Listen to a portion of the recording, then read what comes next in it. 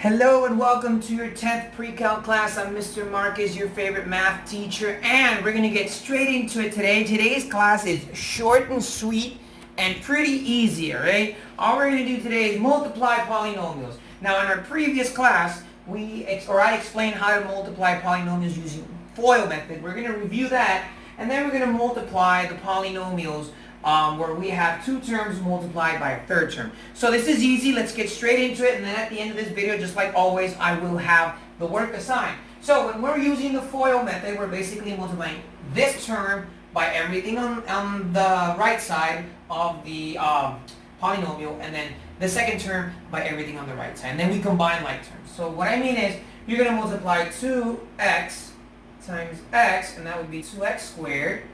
Then you're going to multiply 2x times negative 4, which is negative 8x. Then you're going to multiply 3x times x, which is 3x, and plus 3x. And finally, 3 times negative 4, which is minus 12. After I do this, all I do is combine my like terms. There's nothing I can do with 2x squared, so I just leave it expressed. And negative 8 and positive 3, they both have x, and the x is elevated to the power of 1. So negative 8 plus 3 is 5x, or minus 5x.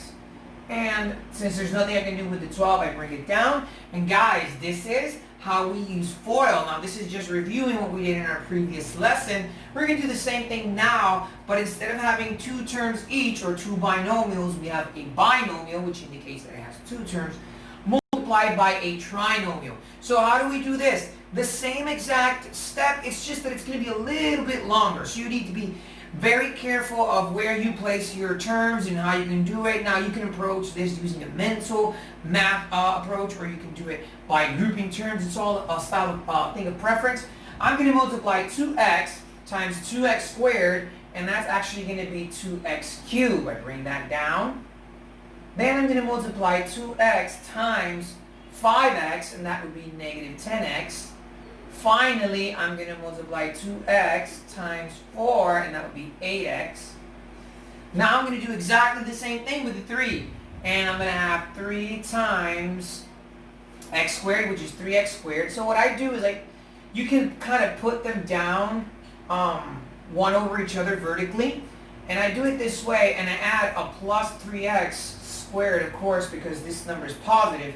And then you multiply 3 times 5x, and that would be minus 15x. And then we multiply 3 times 4, which is 12.